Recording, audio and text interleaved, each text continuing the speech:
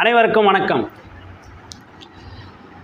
இன்றைக்கி நம்ம பார்க்க போகிற ராசி என்ன அப்படின்னு கேட்டிங்கன்னா துலாம் ராசி. துலாம் ராசிக்கு இந்த விஸ்வாவசு வருடம் எப்படி இருக்குது அப்படிங்கிறத இந்த பதிவில் நம்ம பார்க்க போகிறோம். துலாம் ராசி அப்படிங்கிறவங்கள எப்படி இருப்பாங்க அப்படின்னு கேட்டிங்கன்னா டெடிகேட்டட் ஒர்க்கர்ஸ். ஒரு வேலையை கொடுத்துட்டா ரொம்ப சின்சியராக பார்ப்பாங்க, ரொம்ப அதில் ரொம்ப ஃபோக்கஸ்டாக இருப்பாங்க. இந்த வேலை வேலை வேலை வேலைன்னு சொல்லிட்டு அந்த வேலை மேலேயே ரொம்ப அக்கறையும் கவனம் கொண்டவர்கள். உடம்பை கூட கவனிக்க மாட்டாங்க, அவங்க வேலையில் அவ்வளோ டெடிகேட்டடாக இருப்பாங்க. அவங்க எந்த இடத்துக்கு வேலை பார்க்குறாங்களோ அந்த இடத்துல ரொம்ப அவங்க லாயல்ட்டியாக நடந்துப்பாங்க. அது எந்த ஒரு ஆர்கனைசேஷனாக வேணாலும் இருக்கட்டும், எந்த ஒரு ஆர்கனைசேஷனில் வேலை பார்த்தாலும் அதுக்கு ரொம்ப லாயல்ட்டியாக நடந்துப்பாங்க. அதே மாதிரி என்ன பேசணும்னு நினைப்பாங்கன்னா, முடிஞ்ச மட்டும் எல்லாருக்கும் நல்லவனாக இருக்கணும்னு நினைப்பாங்க. ஓகேவா? எல்லாருக்கும் நல்லவன், யாரையும் பகிச்சிக்கக்கூடாது, எல்லாரையும் நம்ம அணைச்சிக்கணும். குடும்பத்துலேயும் சரி, வேலை பார்க்குற இடத்துலையும் சரி, எல்லாரையும் அணைச்சிக்கணும்னு தான் நினைப்பாங்க. அதனால் பார்த்தீங்க அப்படின்னா அவங்களோட குணம் பார்த்திங்கன்னா ரொம்ப ஒரு பாசிட்டிவ் சைடாக இருக்கும். புரியுதா? ஈவனாக இருக்கும் எல்லாருக்குமே. ஸோ ஒருத்தர் கூட குறைச்ச அப்படிங்கிற மாதிரிலாம் எதுவுமே இருக்காது. முடிஞ்ச மட்டும் உண்மையே பேசுவாங்க. புரியுதா? ஆனால் ஒரு அவசியம் இல்லாமல் அவங்க பார்த்திங்கன்னா ஒரு பொய் பேச மாட்டாங்க. முடிஞ்ச மட்டும் அவங்க ஒரு உண்மையை தான் பேசுவாங்க. ஸ்ட்ரெயிட்டாக முடிச்சிருவாங்க. ரொம்ப போட்டு வளவலன்னு தொலைன்னு இழுத்துக்கிட்டு அப்படிலாம் இல்லாமல் ஸ்ட்ரெயிட்டாக முடிச்சிருவாங்க. ஸோ இப்படி தான் அவங்களோட குணாதிசயங்களும் இருக்கும்.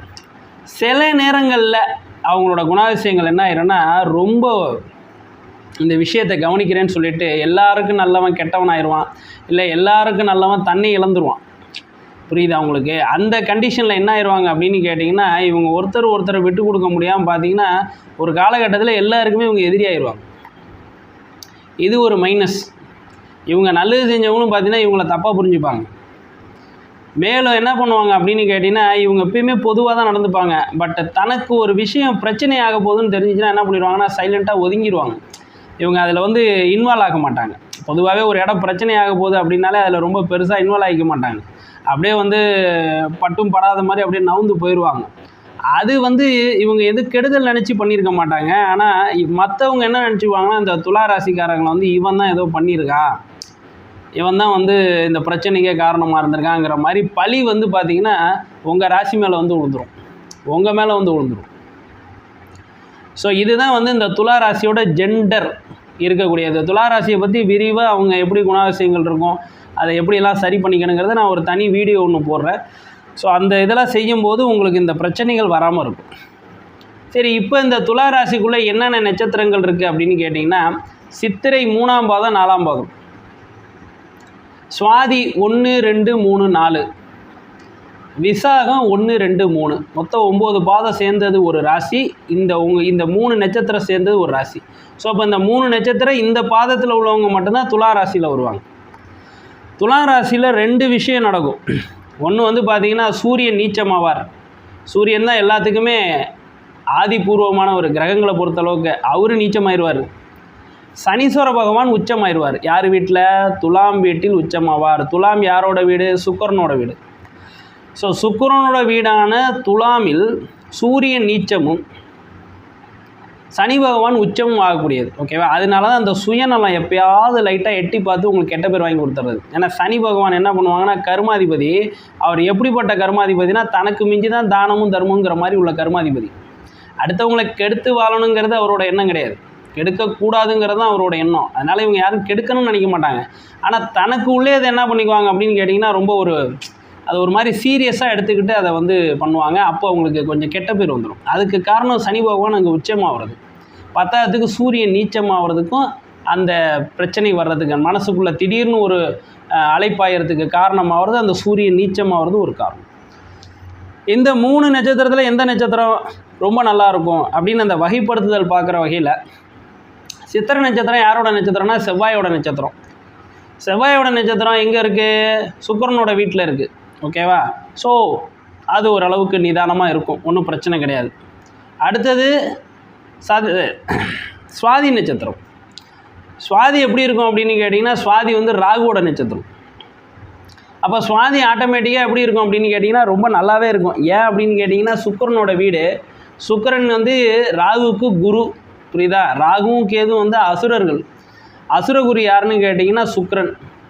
ஸோ சுக்கிரன் எப்படி இருப்பார் அப்படின்னு கேட்டிங்கன்னா இந்த ராகுக்கு வந்து பார்த்திங்கன்னா மிக சிறந்த ஒரு அமைப்பை கொடுத்துருவார். அதனால் சுவாதி நட்சத்திரம் ரொம்ப நல்லா இருப்பாங்க துலாம் ராசியில். அடுத்து விசாகம். விசாகம் யாரோட நட்சத்திரம்? குருவோட நட்சத்திரம். அப்போ குரு யார்? மாறுபட்ட கருத்துடையவர். யாருக்கு மாறுபட்ட கருத்துடையவர்? சுக்கிர பகவானுக்கு மாறுபட்ட கருத்துடையவர். அப்போ விசாக நட்சத்திரம் சுமாராக இருக்கும். விசாக நட்சத்திரம் எப்படி இருக்குன்னு கேட்டிங்கன்னா அது வந்து அப்படியே அவங்க பாட்டுக்கு வாழ்ந்துட்டு போயிடுவாங்க. அவங்க நல்லது கெட்டது எதுக்கும் பெருசாக ஈடுபட்டுக்க மாட்டாங்க. தான் உண்டு தான் வேலை உண்டுன்னு அவங்க பாட்டுக்கு ஒரு ஓரமாக வாழ்ந்துட்டு நிம்மதியாக இருந்துட்டு போயிடுவாங்க. ஓகே, அவங்க ஜென்ரல் கேரக்டர் அப்படி தான் இருக்கும். சில விஷயங்கள் நல்லா புரிஞ்சுங்க. இது நட்சத்திரத்துக்குள்ளே ஜென்ரல் கோட்பாடு. ஸோ இதெல்லாம் உங்களோட ராசியில் லக்னம்னு ஒன்று இருக்கும். லக்னங்கிறது தான் உயிர். சந்திரன்கிறது வந்து பார்த்திங்கன்னா உடம்பு. சந்திரன் என்ற ராசியை தான் ராசி நட்சத்திரம்னு வச்சு இப்போ எல்லோரும் பார்த்துக்கிட்டு இருக்கோம், நம்மலாம் சொல்லிக்கிட்டு இருக்கோம். பட் லக்னங்கிற ஆன்மா ரொம்ப முக்கியம். அந்த ஆன்மா என்ன எண்ணங்களை கொண்டு இந்த உடம்புக்குள்ளே பூந்துருக்கோ அந்த எண்ணங்களை நிறைவேற்றுவதற்கே இந்த உடம்பை பயன்படுத்தும். அதனால் லக்னமும் உங்களோட சுயஜாதியும் பார்த்துக்கணும். குறிப்பாக துலாம் ராசிக்காரர்கள் எல்லாம் சுயஜாதத்தை பார்த்துக்கணும். ஏன்னா அதில் கொஞ்சம் சிக்கல்லாம் இருக்குது. புரியுதா உங்களுக்கு? ஸோ அதனால் வந்து என்னென்னா எல்லாருமே சுயஜாதகத்தை பார்த்து கொண்டு செயல்படுவதுங்கிறது மிகவும் சிறப்பான விஷயம். ஓகே, அப்போ இப்போ இந்த 3 நட்சத்திரங்களில் எந்த நட்சத்திரம் ரொம்ப சிறப்பாக இருக்குன்னா சுவாதி நட்சத்திரம் ரொம்ப சிறப்பாக இருக்கும். அடுத்தது எந்த நட்சத்திரம் நல்லாயிருக்கும் அப்படின்னு கேட்டிங்கன்னா சித்திரை கொஞ்சம் சிறப்பாக இருக்கும். அடுத்து விசாகம் சிறப்பாக இருக்கும். இதில் ரொம்ப வந்து பிரச்சனை இல்லாமல் இருக்கிறது விசாகம் தான் பிரச்சனை இல்லாமல் இருக்கும். நம்ம கேட்டகரி வைஸ் பார்த்திங்கன்னா அதிக நற்பலன்களை அடையக்கூடியது அவங்களா இருந்தாலும் கெட்ட பேர் இல்லாமல் போகிறவங்க வந்து விசாக நட்சத்திரக்காரங்களாக தான் இருப்பாங்க. ஏன் அப்படின்னா சுவாதியில் வந்து சில பிரச்சனைலாம் இருக்குது. சுவாதி நட்சத்திரக்காரங்களும் கொஞ்சம் ஜாக்கிரதையாக நடந்துக்கணும். ஜாதகத்தில் ஏதாவது கோளாறு இருந்துச்சுன்னா பெரிய பிரச்சனையாகி போயிடும். அதனால் சுவாதியை நம்ம ஃபஸ்ட்டுன்னு சொன்னாலும் கொஞ்சம் அவங்க கேர்ஃபுல்லான மைண்ட் செட்டில் இருக்கக்கூடிய அமைப்பும் இருக்குது. ஸோ இந்த விஸ்வாவசு வருடம் இந்த 3 நட்சத்திரக்காரங்களுக்கு உடைய துலாம் ராசி எப்படி இருக்குங்கிறத இப்போ நம்ம பார்த்துவோம்.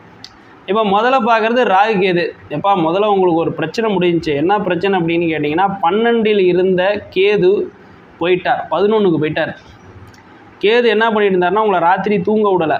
ராத்திரி கண்ணா அப்படின்னா யோசிக்க வச்சு தூங்க விடாமல் டென்ஷன் ஆகி பிபி ஏறி ஏகப்பட்ட வியாதி வந்து நிம்மதி இல்லாத அமைப்பை ஏற்படுத்தி வைத்து கொண்டிருந்தார். இப்போ 26ஆம் தேதி சனிக்கிழமை, வர்ற சனிக்கிழமை 26ஆம் தேதி 4ஆம் மாதம் 2025 கேது பயிற்சி அடைகிறார். அதுக்கப்புறம் பார்த்தீங்கன்னா எல்லாமே சூப்பராக இருக்கும். எத்தனை டயத்துக்கு பயிற்சி அடைகிறாருங்கிறலாம் நான் தனி வீடியோ போட்டிருக்கேன். அது வந்து டிஸ்கிரிப்ஷனில் லிங்க் ஆட் பண்ணியிருக்கேன். அதை பார்த்து டைம் கரெக்டாக தெரிஞ்சு அதன் பிறகு வந்து ஒரு பெருமா கோயிலுக்கு போயிட்டு சிவன் கோயிலுக்கு போயிட்டு விளக்கு போட்டு சாமி கும்பிட்டுட்டு வாங்க. பிள்ளையார் கோயிலுக்கு எய்த்தாப்புல பிள்ளையார் கோயில் இருந்துச்சுன்னா உடனே போய் ஒரு செதற்காய் அடிச்சுட்டு வாங்க. அவர் எங்கே இருந்தார்னா சயனஸ்தானத்தில் இருந்தார், மோட்சஸ்தானத்தில் இருந்தார். மோட்சஸ்தானத்தில் இருந்துட்டு அவர் என்ன பண்ணிவிட்டார் அப்படின்னு கேட்டிங்கன்னா கணவன் மனைவி உறவுக்குள்ளே ரொம்ப பிரச்சனையை ஏற்படுத்திட்டார். தாம்பத்திய உறவே இல்லாத ஒரு சூழ்நிலையை ஏற்படுத்தி விட்டுட்டார். கேது எங்கே போயிட்டாரோ அந்த இடத்த அப்படியே ஆஃப் பண்ணி விட்ருவார். அவர் இப்போ 12ஆம் வீடான தாம்பத்திய உறவு ஸ்தானத்தில் போய் உட்காந்தோன்னே டோட்டலாக கணவன் மனைவி ரிலேஷன்ஷிப்பில் ஏகப்பட்ட பிரச்சனையை ஏற்படுத்தி விட்டுட்டு போயிட்டார். அந்த பிரச்சனை இனி விலகும். கணவன் மனைவி ஒற்றுமையாக இருப்பீர்கள். அப்புறம் இன்னொரு பக்கம் 6ல் எங்கே இருக்கார் அப்படின்னு கேட்டிங்கன்னா உங்களுக்கு ராகு பகவான் இருந்தார். அவர் என்ன பண்ணிட்டு இருந்தார்னா எதிர்ப்பு தன்மையை அதிகப்படுத்திக்கிட்டே இருந்தார். உங்களுக்கு எதிரி அதிகமாகிட்டே இருந்தாங்க. நேரம் ஆக எதிரிகள் அதிகமாகிட்டே இருந்தாங்க. அப்போ எதிர்ப்பு தன்மை அதிகமாக இருந்ததுனால உங்களுக்கு நிம்மதி இல்லாத ஒரு சூழ்நிலை ஓடிட்டு இருக்கு. இப்போ இந்த ராகுகேது பயிற்சிக்கு அப்புறம் அதுவும் நின்று கம்ப்ளீட்டாக போயிடும். ராகு 5ஆம் இடத்துக்குள் வருகிறார். ராகு 5ஆம் இடத்துக்குள் வர்றதுனால எதிர்ப்புத்தன்மை கம்ப்ளீட்டாக போயிடுது உங்களுக்கு.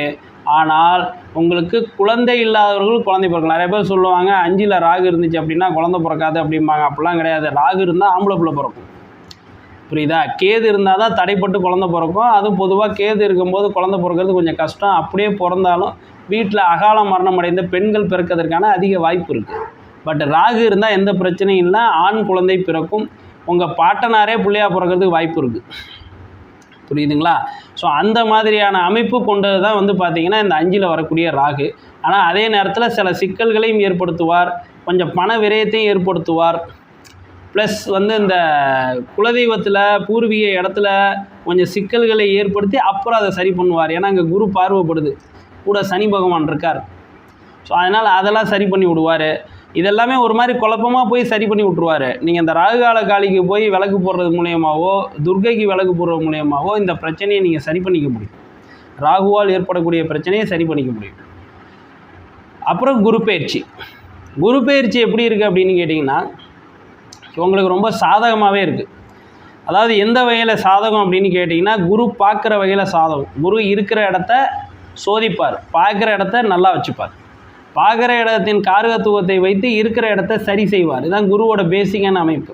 இப்போ குரு இவ்வளோ நாள் வரைக்கும் 8ல் இருந்தார், இப்போ 9க்கு போயிருக்கார். 8ல் இருந்ததுனால என்ன பண்ணார் அப்படின்னு கேட்டிங்கன்னா பொதுவாகவே குரு மறைஞ்சிச்சின்னா நல்லா இருக்காது. ஆனால் துலா ராசியை பொறுத்தளவு குரு மறையிறது அந்தளவுக்கு கெடுதல் பண்ணாது. ஏன்னா பார்த்திங்கன்னா துலாம் ராசிங்கிறது முழுக்க முழுக்க பார்த்திங்கன்னா சுக்கிரனோட ராசி. ஸோ சுக்கிரனுக்கு குரு சப்போர்ட் பண்ணாது. அதனால் குரு போய் மறைஞ்சதுனால ஒன்றும் பிரச்சனை கிடையாது. ஆனால் அவர் பார்வை இல்லாததுனால நமக்கு பிரச்சனை. குரு இருக்கிற இடம் நமக்கு 8ல் இருந்ததுனால எந்த பிரச்சனையும் இல்லை. ஆனால் குரு பார்வை நல்ல இடத்துல இருக்கணும்ல, புரியுதா? இப்போ குரு பார்த்த இடங்கள் இது வரைக்கும் உங்களுக்கு பிரச்சனை இல்லாமல் வச்சுருந்தாரு. ஆனால் குரு இப்போ எதை பார்க்குறார் அப்படின்னு கேட்டிங்கன்னா ராசியை பார்க்கிறார். உங்களுக்கு இருக்கிற உடல் வியாதி குணமாகும், பிரச்சனை குணமாகும், கடன் குணமாகும், நிம்மதியான சூழல் ஏற்படும். அப்புறம் எங்கே பார்க்குறார்? ராசியை பார்த்ததுக்கப்புறம் 3ஆம் இடத்தை பார்க்குறார். 7ஆம் பார்வையாக 3ஆம் இடத்தை பார்க்குறார். 3ஆம் இடங்கிறது உங்கள் தைரியத்தை உயர்த்துவார், சகோதரத்தை பலப்படுத்துவார். அடுத்து என்ன பண்ணுறாரு? உங்களுக்கு 5ஆம் இடத்தை பார்க்குறாரு 9ஆம் பார்வையாக. புத்திர சோகத்தை சரி செய்வார். கண்டிப்பாக குழந்தை பிறக்கும்.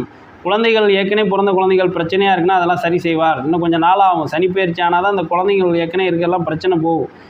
பிள்ளைங்களுக்கு உடல் சரியில்லாத சூழ்நிலையாக இருக்கும். கொஞ்சம் சில சிக்கல்கள்லாம் பண்ணிகிட்டு இருக்கோம். அது சனி பகவான் கொஞ்சம் அந்தாண்ட நவுர்ந்தால் தான் அந்த முழுசாக போகும். ஆனால் இப்போ இருந்து பிள்ளைங்கள்லாம் குணம் பெற்று வரும். நல்ல கொஞ்சம் பார்த்திங்கன்னா கொஞ்சம் அது குழந்தைய கொஞ்சம் அடாவடியாக இருக்குது அப்படின்னாலுமே அந்த குழந்தையெல்லாம் இப்போ பார்த்திங்கன்னா ஓரளவுக்கு கொஞ்சம் சாஃப்டாக வரக்கூடிய தன்மையில் வந்துடும். ஸோ இப்போ எல்லாமே பிள்ளைங்களோட மைண்ட் செட்டே ஒரு ப்ராப்பராக மாறக்கூடிய அமைப்பு இந்த குரு பயிற்சி உங்களுக்கு கொடுக்கும். ஸோ 9ல் வர்ற குருவோட பார்வை எல்லாம் நன்றாக இருக்கிறது. 9ல் குரு வர்றதுனால பாக்கியம் ஸ்தானம் வலுப்பெறுகிறது. பாக்கியத்தில் உங்களுக்கு ஏதாவது பிரச்சனை இருந்துச்சுன்னா அதெல்லாம் கிளியர் பண்ணி கொடுத்துரும். ஸோ ஒரு லக்கியஸ்டான பீரியட் தான் இந்த வருஷம், ஒன்றும் நெகட்டிவ் கிடையாது. இப்போ சனி பகவான் எங்கே இருக்கார் அப்படின்னு கேட்டிங்கன்னா 5ல் தான் இருக்கார். சனி பயிற்சி ஆகவில்லை. சனி பயிற்சி பார்த்திங்கன்னா இந்த வருஷ கடைசி, விஸ்வாவசு வருஷ கடைசி, அதாவது 2026 மார்ச் மாதம் 6ஆம் தேதி தான் என்ன ஆகுதுன்னா சனி பயிற்சி ஆகுது. அது வரைக்கும் சனி பயிற்சி கிடையாது. ஸோ சனி பயிற்சிக்குன்னு தனி வீடியோ போடுறப்ப அதில் நான் டீட்டெயிலாக சொல்கிறேன் சனி பயிற்சிக்கு என்ன பண்ணணும் அப்படின்னு சொல்லிட்டு. பட் இப்போதைக்கு சனி பகவானுக்கு நீங்கள் விளக்கு மட்டும் போட்டுக்கிட்டால் போதும், புரியுதா? ஆஞ்சநேயர் கோயிலுக்கு போய் விளக்க போட்டுங்க, துளசி மாலை போட்டுக்கின்னா இந்த பிரச்சனை சால்வ் ஆகிடும்.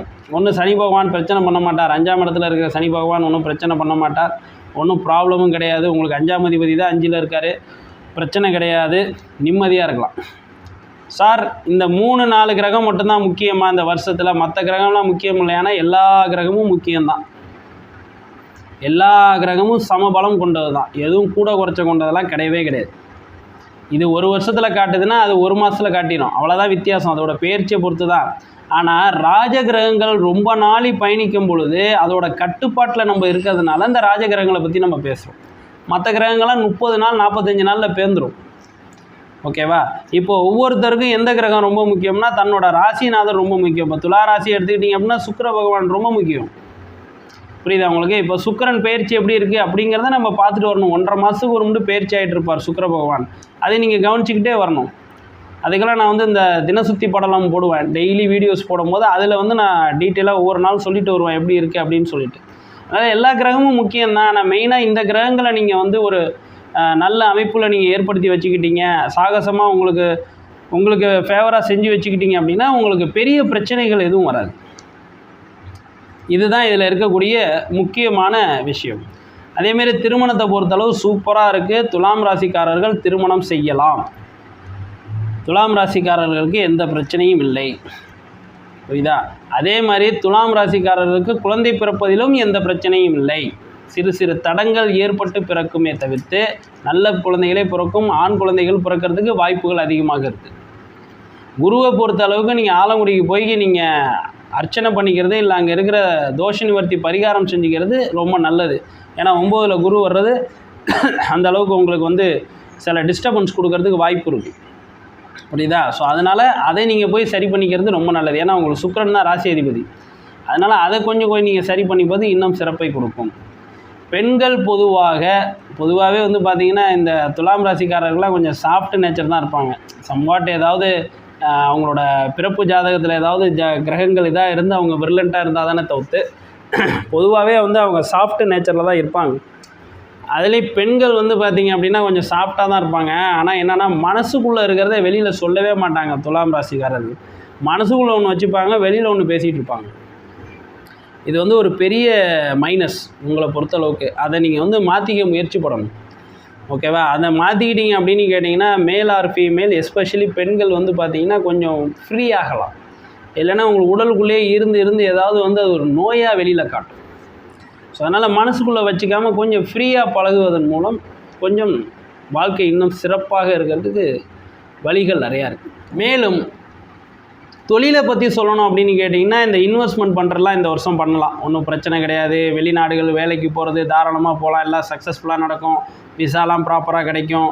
அதுமாரி ஒரு இடத்துலேருந்து இன்னொரு இடம் சம்பள உயர்வோடு போகிறேன் அப்படின்னா தாராளமாக வெளிநாடுகள்லேயும் போகலாம், உள்நாடுகள்லேயும் ப்ரைவேட் வேலைக்கும் போகலாம், கவர்மெண்ட் வேலைக்கும் போகலாம். அதுலேருந்து நீங்கள் உங்களுக்கு ப்ரமோஷன் கிடைக்கிறதுக்கு வாய்ப்பு நிறையா இருக்குது. ஸ்ட்ரெஸ்ஃபுல்லான லைஃப்லேருந்து வெளில வந்து ஒரு தொழிலையும் ஒரு பாசிட்டிவான லைஃப் வர்றதுக்கு இந்த காலம் ரொம்ப அருமையான காலமாக இருக்குது. அதனால் தொழிலை பொறுத்து என்ன பிரச்சனை இல்லைன்னா இந்த வருஷம் உங்களுக்கு எந்த பிரச்சனையும் கிடையாது, ரொம்ப அருமையாக இருக்குது. அதனால் நீங்கள் சுய தொழில் செய்வராக இருந்தாலும் சரி, அதில் ஆண் பெண்ணாக இருந்தாலும் சரி, புரியுதுங்களா? சுய தொழிலே ஆண் பெண் செய்கிறவராக இருந்தாலும் சரி, அதேமாரி வேலை பார்க்குறதுலேயே ஆண் பெண்ணாக இருந்தாலும் சரி, வெளிநாட்டில் இருக்கிறவங்களே ஆண் பெண்ணாக இருந்தாலும் சரி, உங்கள் எல்லாருக்கும் இந்த வருஷம் சூப்பராக இருக்கிறது. நீங்கள் உங்களோட ப்ரமோஷன்ஸுக்கு ஒர்க் பண்ணலாம். எல்லா வகையிலையும் நிச்சயம் அது வெற்றியை தரும்.